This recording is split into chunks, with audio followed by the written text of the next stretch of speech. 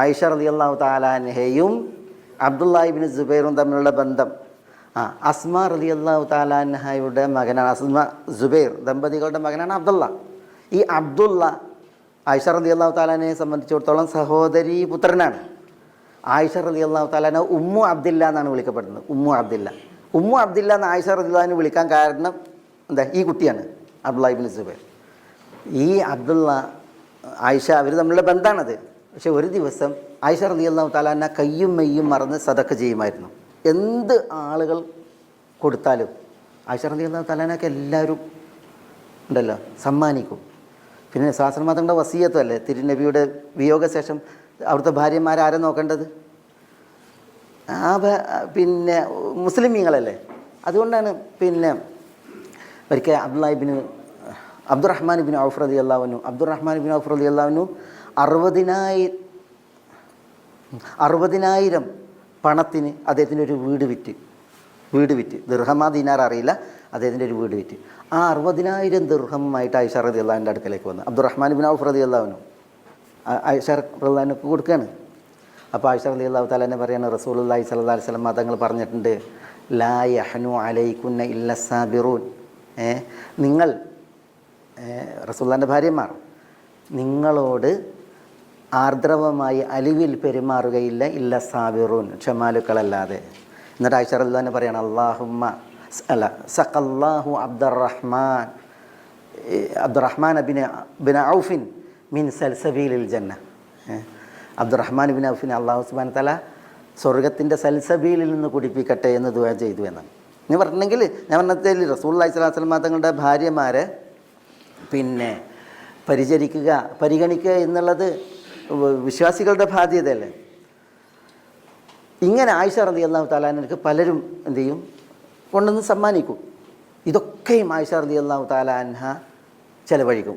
ക്ഷണം മാത്രമേ ചെലവഴിക്കും. ചിലപ്പോൾ ആയിഷ റളിയല്ലാഹു തആല അൻഹയുടെ ഒരു ഖാദിമത്തായിരുന്നു, ജാരിയത്തായിരുന്നു, മൗലാത്തായിരുന്നു ബരീറ പറയാണ്, നോമ്പ് ആയിരിക്കും, നോമ്പിൻ്റെ പകലിൽ കിട്ടുന്നത് നോമ്പ് ഇറക്കുമ്പോഴത്തേക്ക് അവർ ചിലവഴിക്കും. നോമ്പ് ഇറക്കാൻ നേരത്തെ ഒന്നും ഉണ്ടാവില്ല. അപ്പോൾ ബരീറ പറയും, വല്ലതും എടുത്ത് വെച്ചിരുന്നെങ്കിൽ എത്ര കിട്ടി, വല്ലതും എടുത്ത് വെച്ചിരുന്നെങ്കിൽ നോമ്പ് ഇറക്കുമ്പോഴൊക്കെ നമുക്ക് എന്തെങ്കിലും വാങ്ങിക്കൂടായിരുന്നോ? അപ്പോൾ പറയും, നീ എന്നെ ലൗ ദക്കർത്തീനി ലഫഅൽത്, ആ ചിലവഴിക്കുമ്പോൾ നീ എന്നെ ഓർമ്മിപ്പിച്ചിരുന്നുവെങ്കിൽ ഞാനത് ചെയ്യുമായിരുന്നു എന്ന് ആയിഷ റളിയല്ലാഹു അൻഹ പറയുമായിരുന്നു. അങ്ങനെ ചിലവഴിക്കായിരുന്നു. ഏതായാലും ഒരു ദിവസം ഇങ്ങനെ കിട്ടുന്നതൊക്കെ ചിലവഴിക്കുന്നത് കണ്ടപ്പോൾ അബ്ദുല്ലാഹി ഇബ്നു സുബൈർ പറഞ്ഞ് ആയിഷയെ ഹജർ ചെയ്യണം. ഹജർ ചെയ്യാന്ന് പറഞ്ഞെങ്കിൽ ഹജറായിരിക്കാം, അവിവേകത്തിൽ ചിലവഴിക്കുമല്ലോ. കുട്ടികൾക്കൊക്കെ പൈസ കിട്ടിയിട്ടുണ്ടെങ്കിൽ എന്ത് ചെയ്യും, പിന്നെ വേണ്ടാത്ത രീതിയിൽ ചിലവഴിക്കൂലേ, അങ്ങോട്ടും ഇങ്ങോട്ടൊക്കെ ചിലവഴിക്കും. അപ്പോൾ അങ്ങനെ ചിലവഴിക്കുന്നവരുടെ വിഷയത്തിലാണ് ഹജർ. അവർക്ക് പൈസ കൊടുക്കാൻ പാടില്ല, അവരുടെ പൈസ എടുത്തു വെക്കണം, അവർ പിന്നെ അത് ദുർവ്യയം ചെയ്യാതിരിക്കാൻ വേണ്ടിയിട്ട്. ഇത് പിന്നെ വിവേകമില്ലാത്തവർ, കുട്ടികൾ, അവരുടെയൊക്കെ വിഷയത്തിലാണത് ഹജർ. ഇത് ആയിഷയുടെ നേരെ ചെയ്യണം എന്നാണ് ആര് പറഞ്ഞത്? അബ്ദുല്ലാഹി ഇബ്നു സുബൈർ പറഞ്ഞത്. അത് ആയിഷ റളിയല്ലാഹു തആല അൻഹ കേട്ടപ്പോൾ അവർ പറഞ്ഞു, വല്ലാഹി ലാ ഉകല്ലിമുഹു അബദൻ ലില്ലാഹി അലയ്യ നദ്റുൻ അല്ലാ ഉകല്ലിമുഹു അബദൻ. സത്യം ചെയ്ത ആയിഷ റളിയല്ലാഹു അൻഹ, ഒരിക്കലും ഞാൻ അബ്ദുള്ളയോട് സംസാരിക്കില്ല എന്നാണ്. അത് ആയിഷ റളിയല്ലാഹു തആല അൻഹ തന്നോട് സംസാരിക്കില്ല എന്ന് പറഞ്ഞാൽ അവർ ആണയിട്ട് അബദൻ എന്ന് പറഞ്ഞിട്ടാണ് പറഞ്ഞത്. ഏതായാലും അത് അബ്ദുല്ലാഹി ഇബ്നു സുബൈറിൻ്റെ ജീവിതത്തിൽ വലിയ വിഷയമായി. അദ്ദേഹം സങ്കീർണമായ പ്രശ്നത്തിലായി, വിഷമത്തിലായി. ആയിഷ റളിയല്ലാഹു അൻഹ ഒരിക്കലും കൂട്ടാക്കിയില്ല. ആര് തന്നെ പറഞ്ഞാലും അവർ പറഞ്ഞു, ഞാൻ സത്യം ചെയ്തിട്ടുണ്ട്, നേർച്ച നേർന്നിട്ടുണ്ട്, ഞാനത് ലംഘിക്കൂല എന്ന് പറഞ്ഞു. അവസാനം ആയിഷ റളിയല്ലാഹു തആല അൻഹയ്ക്ക് റസൂലുള്ളാഹി സ്വല്ലല്ലാഹു അലൈഹി വസല്ലം തങ്ങളുടെ കുടുംബമായിട്ട് ഭയങ്കര ഒരു ബന്ധമായിരുന്നു, ഒരു ഇഷ്ടമായിരുന്നു.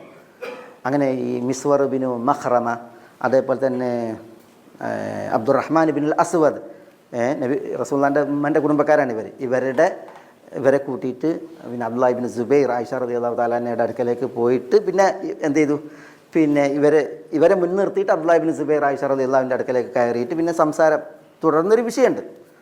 അത് വലിയ വിഷയതാണ്.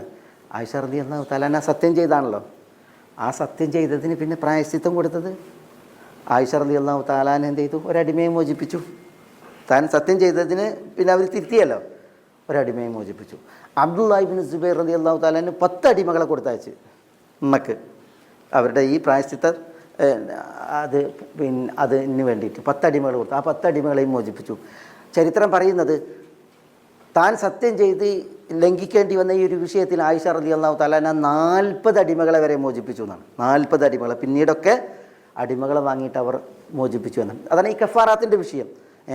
സത്യം ചെയ്തിട്ട് അതിൽ ലംഘിക്കേണ്ടി വന്നാൽ അതിൽ ഈ അടിമകളെ മോചിപ്പിക്കുന്ന വിഷയം അത് മനസ്സിലാക്കാൻ വേണ്ടി ഞാനൊരു ചരിത്രം ഉണർത്തിയെന്ന് മാത്രം. ഏതായാലും ഇവിടെ കഫാറാത്ത് കടുത്തതുണ്ട്, അതിൽ ഒരടിമനെ മോചിപ്പിച്ചാൽ മതി. കഫാറാത്ത് കടുപ്പമില്ലാത്തതുണ്ട്, അതിലും ഒരടിമയെ മോചിപ്പിച്ചാൽ മതി. അല്ലാഹു സുബ്ഹാനഹു വ തആല ഇങ്ങനെ രണ്ടിനും ഇത് ശറഅാക്കി. നോക്കൂ നിങ്ങൾ, 60 ദിവസം തുടർച്ചയായി നോമ്പെടുക്കുന്നതിന് പകരം ഒരടിമയെ കൊടുക്കുക എന്ന് പറഞ്ഞാൽ, അതേപോലെ തന്നെ ലഘുവായ കഫാറയിൽ അടിമയെ കൊടുക്കുക എന്ന് പറഞ്ഞിട്ടുണ്ടെങ്കിൽ അല്ലാഹു സുബ്ഹാനഹു വ തആല അടിമകൾ സ്വതന്ത്രരാകുന്ന വിഷയത്തിൽ എത്ര ഒരു ഉദാര മനസ്കഥയിലാണ് എന്നുള്ളതാണ് നമ്മൾ ഈ വായിക്കാനുള്ളത്, മനസ്സിലാക്കാനുള്ളത്.